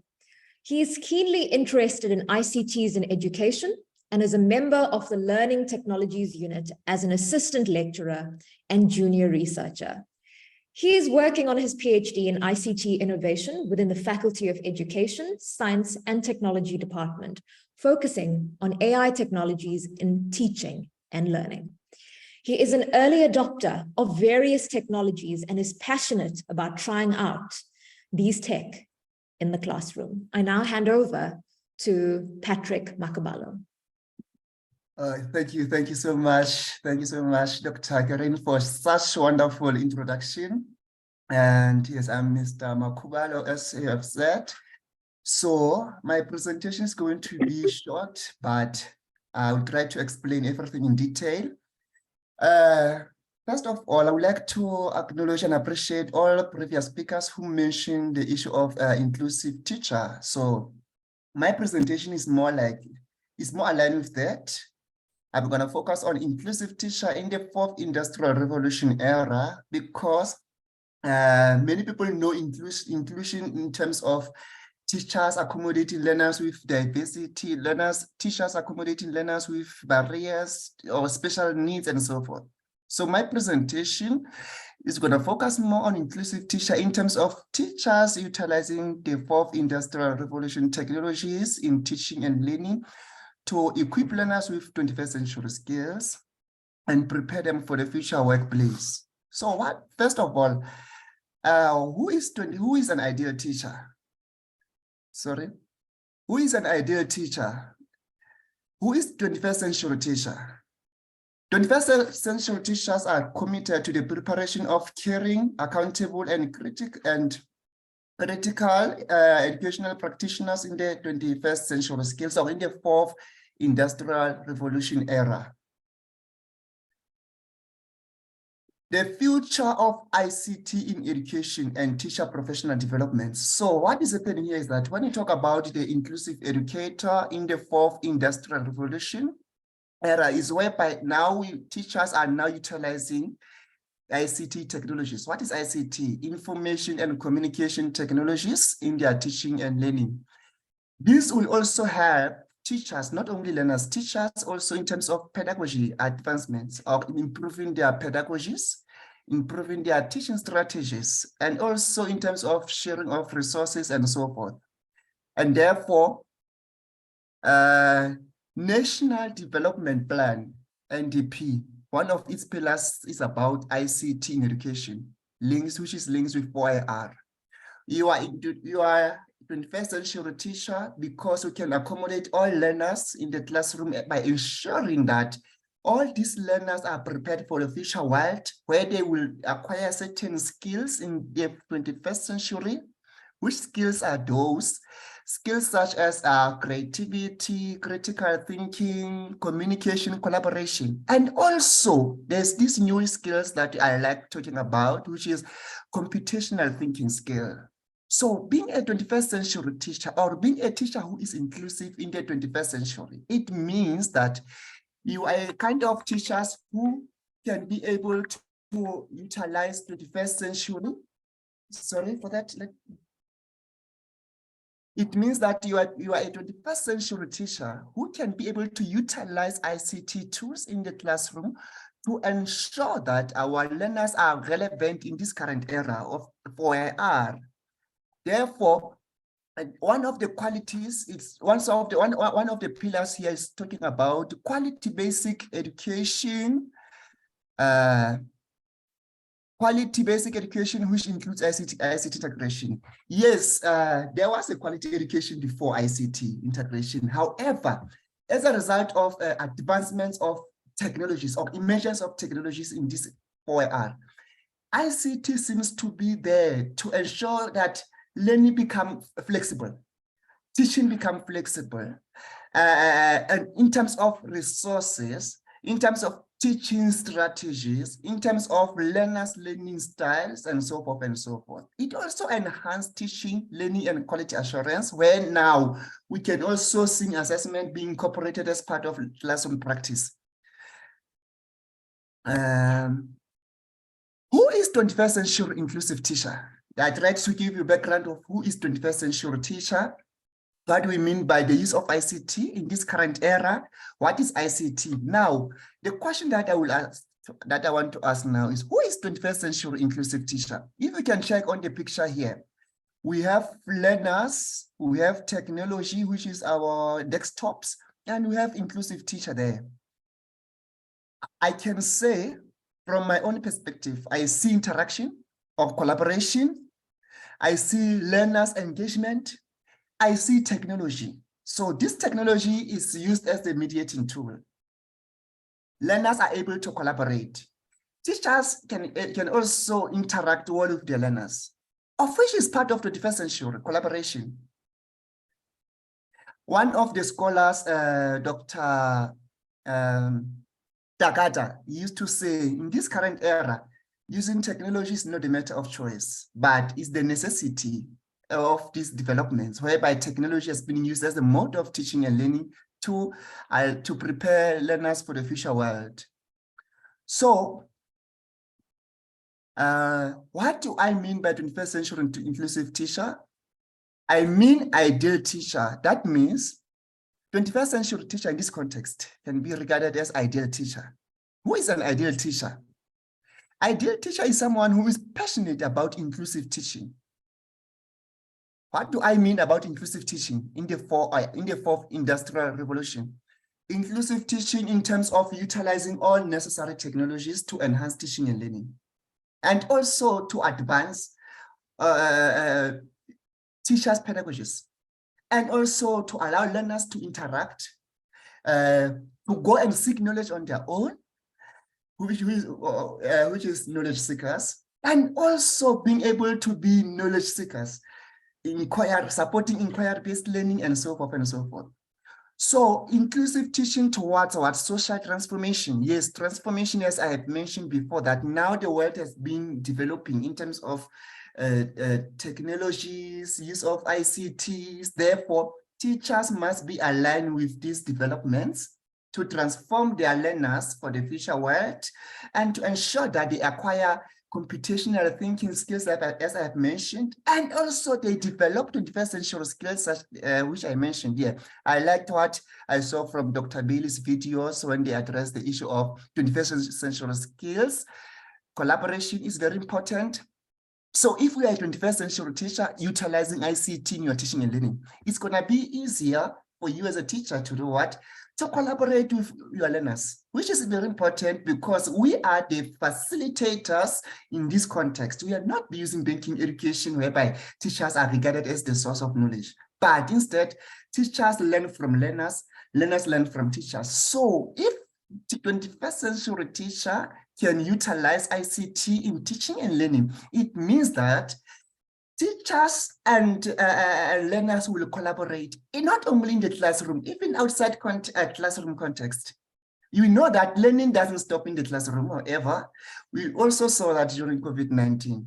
So collaboration is one of the critical skills in the 21st century that can emerge when the teachers are utilizing ICT to inclusive teaching and learning, and also ensuring that through this inclusion, they accommodate all learners with multiple skills or multiple intelligence skills. Because remember, one of the things in the classroom, not all learners have the same intelligences. We have multiple intelligences amongst our learners. Therefore, if we utilize 21st century, we utilize ICT in teaching and learning, it means that we can also accommodate all those learners. And then I would like to talk about creativity, of which I will talk about it at a later stage. As one of the 21st century skills, creativity is very important. If a teacher is using ICT in their teaching and learning, there will be creativity amongst our learners. I saw that last when I was doing my master's research in Limpopo. Those learners there, after they were introduced to robotics, which is part of the ICT tools or technologies. After they were introduced to robotics, there were a lot of creativity amongst those learners. And think of that. Many people used to say that in rural areas, learners they are not relevant in terms of ICT integration and so forth. That thing is a lie. Those learners, they showed their intelligences, because now if you go to the class using ICT tools to enhance your teaching, learners are able to explore. Learners are able to reveal their intelligences. You tell learners to design this instead of always reading paper-based or textbooks. You now say, okay, here is robotics as part of ICT technologies. Can you build a electric circuit? Those learners showed a lot of creativity, of which is part of the developing learning in the 21st century, whereby we have to prepare our learners for the future world through creativity and innovations. I want to talk also about collaboration. Yes, a teacher that is using ICT in their teaching and learning can also improve learners' communications among themselves, or I can say communication become vital, not only in the physical space, but also in the digital space. Learners will be able to communicate effectively in the classroom context and also outside the classroom, where they can engage in digital space, of which is one of the developing learning principles to allow learners to engage in digital environment. And also I talked about the issue of computational thinking, whereby now we say, if an inclusive teacher is using ICT tools in their teaching and learning, learners are able to acquire certain skills to solve the problem. And that context is called computational thinking skills. They solve problems using technology. That means we prepare learners to be problem solvers. So, reason why teachers must use ICT in the 21st century classroom. It saves time in lesson planning and administration. I like this because one of the issues of NITheCS, if I can take you back, is about a lot of administrations for teachers instead of teaching. So now, if you use ICT in teaching and learning as a 21st century teacher, it will also help you to save time. Reduce a lot of pressure, work on paper-based, doing all those of administration, sorry. And it offers a more comprehensive approach to assessment. As I've mentioned before, 21st century teacher who is using ICT in their teaching and learning, help them to advance their assessments, to improve on their assessment standards. It enables a focus on each and every child learner styles preferences. I like this because if now you are using ICT in teaching and learning, it's not going to favor you only as a teacher. It's not only going to support learners for the future world, but it's going to allow learners to engage on different learning styles. You know that if now you take learners to, you come with the robotics in the classroom or VR, augmented realities, learners on themselves will be able to apply different learning styles. And that part is part of inclusion amongst learners. They will be able to adapt to auditory learning, tactile, kinesthetic, and auditory, visual learning style. So you can think, if now you're a 21st century teacher, you utilize technologies in the classroom to support teaching and learning. Learners now comes here, and all these learners have an opportunity to learn via auditory, where they listen. They can learn by tactile, by doing, by touching, and so forth and so forth. So that on its own, it tells that you are an ideal teacher in the 21st century because you can accommodate diversity learners in the classroom.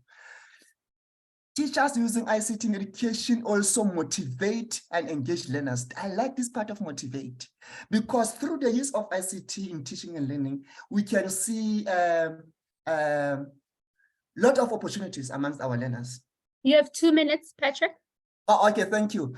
They can be motivated. They can learn more on collaborative learning. Dr. Bailey talked about cooperative learning, which is good in terms of 21st century skills, offering personal approaches to learning, and so forth and so forth. So why should technology be used again in the 21st century? Why should we have 21st century teachers? Digital learning makes learners smarter because they can be creative, they can be innovative, and so forth and so forth. And they can think more critical. It also improves learners' self-motivations and makes them more accountable, which is encouragement opportunities. Digital learning tools allow for deeper involvement of teachers and parents, and which is part of collaboration. It also helps to facilitate cooperative and collaborative learning. I mentioned this one. Children that are engaged in the use of technology from their teachers, they are more digital natives of our times because one of the principles of e-white paper 2004 says education must allow learners to expose to new technologies and so forth. So learners can learn at their own pace because they are flexible. With technology, there are no limitations. You can have access to anything online, a multitude of resources. What do I mean about this? We know that currently our schools lack resources in terms of textbooks and so forth. So if now we use technologies, we can go online. If we go online, things will be easier because there are a lot of resources there that learners can use, and therefore learning will take place.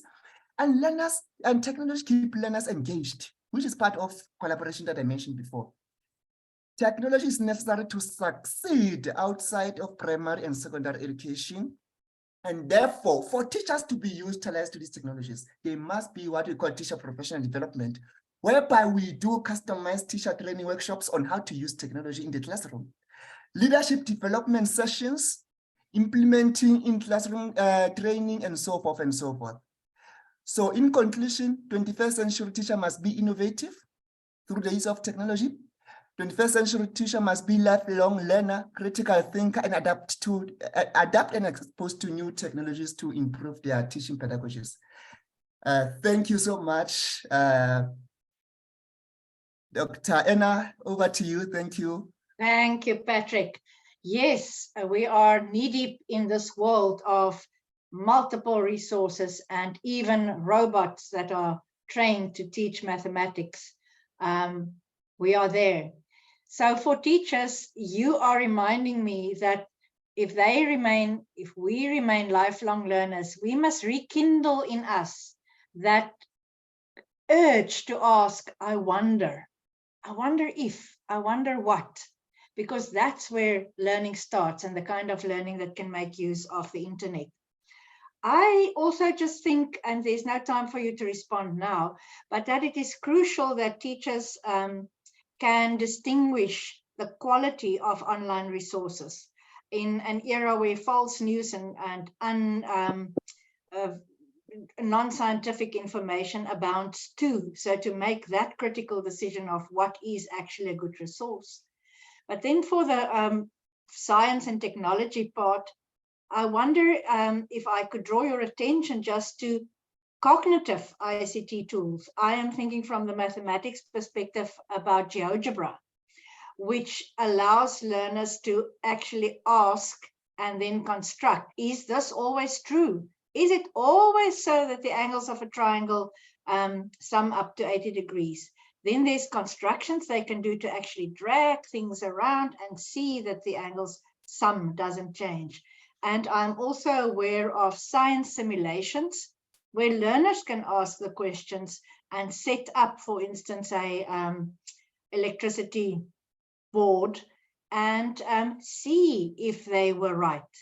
But then the question must always be, is this always true? Why is it true? What if I change this or that? And the resources that we have on the internet makes that so abundantly possible for us. Thank you very much for your presentation. I sign off now. Thank you for involving me. Thank you so much to Dr. Erna Lampen and Patrick Makabalo. We truly appreciate the inputs as well as the presentations from the previous speakers. I just want to take a moment to say, Erna, thank you so much for engaging with the speakers, for sharing those various insights. It's truly added value to the takeaways from each of the speakers, despite the fact that we've had such limited time. So we really appreciate that. What we'd like to do next is I would now like to introduce you to some very special people, but I'm going to start off with one, and that is Cerene Rathilal. And she is the manager of NITheCS. So NITheCS is the National Institute for Theoretical and Computational Sciences, and they are one of the major partners and sponsors for today's program. So I'm going to hand over to Cerene. Cerene, thank you so much, and the floor is yours. Thank you very much, Cerene. I really appreciate. While I'm busy quickly giving my introduction, I see there's somebody I want to welcome. I've got a surprise guest for us quickly today. Let me quickly give my introduction because he only has a few minutes and I really want you guys to all please meet him. Okay, let me quickly do my bit. Please look out Cerene in the attendees, if we can make Prof. Moronga a panelist and if we can bring him on the screen while I introduce him. Okay, so ladies and gentlemen, good morning. Good morning to everybody. My name is Cerene Rathilal. I'm representing the NITheCS, and I normally tease and say I have to drink a glass of wine before I can pronounce our name because it's a really long name. National Institute for Theoretical and Computational Sciences. There's Prof. Moronga. I'm going to keep this very short because I really want you to meet him. I want to express my heartfelt gratitude to each and every one of our teachers today that graciously dedicated their valuable time today during the school holidays.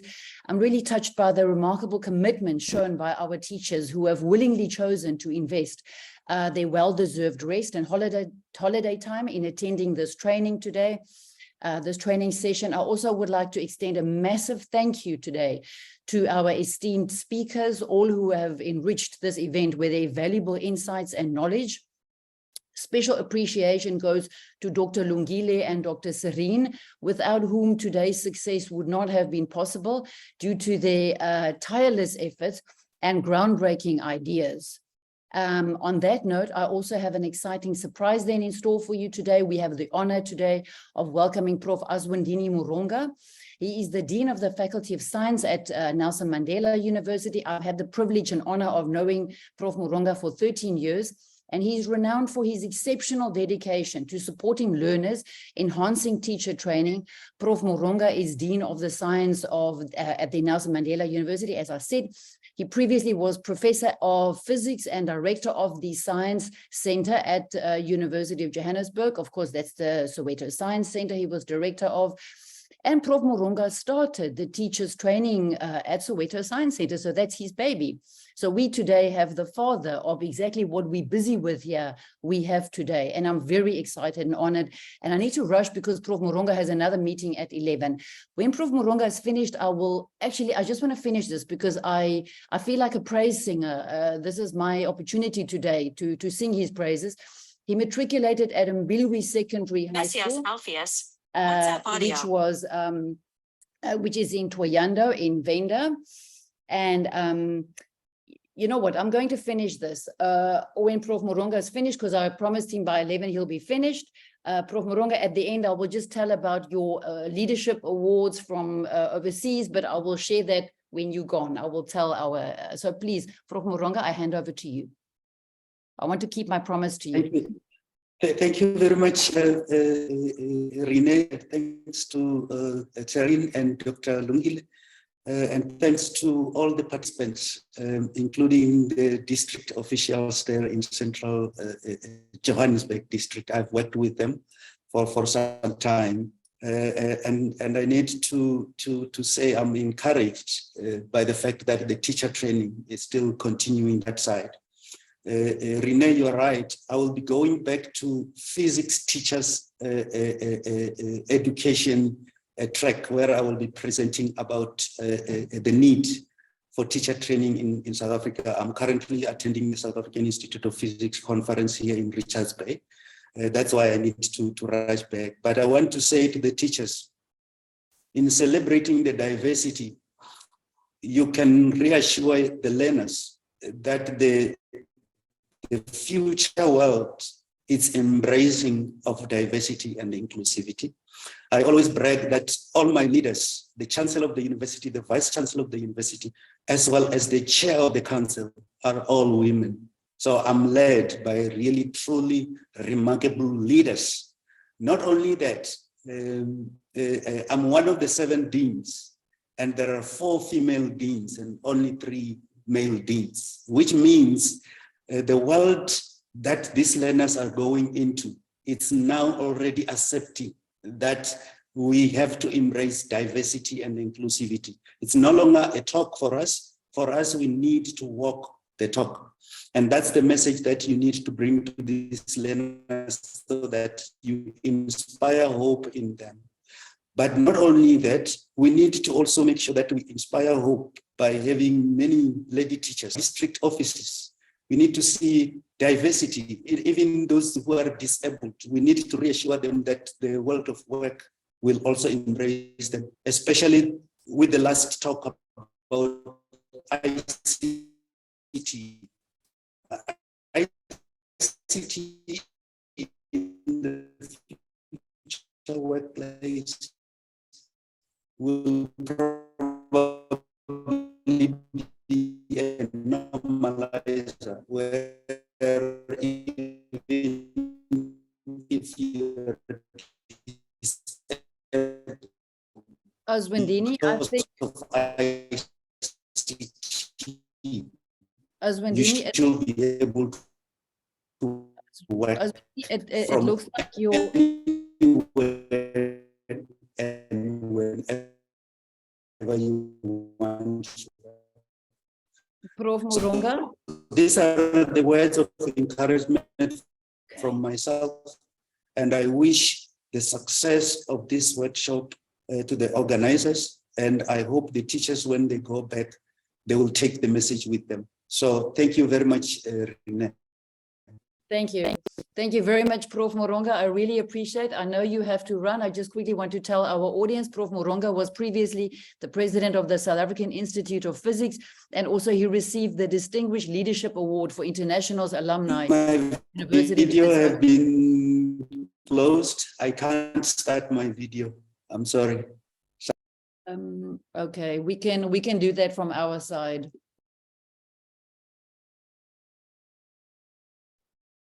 Sure. Well, thank you, Renee, and thank you to Professor Moronga. I think it was wonderful to have both of you share those sentiments and encourage the teachers. From Lungi, from Dr. Sitole and myself, we are very thankful to the partners, to NITheCS, Africa Teen Geeks, as well as, well, this is the Soweto Science Centre program. So we're very grateful for this opportunity and for the speakers that had delivered today. Lungi, I'm just going to hand over to you. I know you have some closing words. Yes, 1 minute so everyone can go about their day. Thank you all so much for joining us. We had a really great number. Thank you to our speakers who really also took out of their time during this period to come and share with us their contributions, their knowledge, all really well received. Thank you, Dr. Erna Lampin, also for being the respondent on today's session. We really, truly appreciate all your contributions. Last words from me, the presentations will be shared We will share them via the emails that each participant used when they registered for the session. Beyond that, I'd like to say have a lovely day and thank you all too. We'll see each other again next year. Thanks, Cerene. Thank you. Goodbye, everyone, and we'll see you again soon. Bye.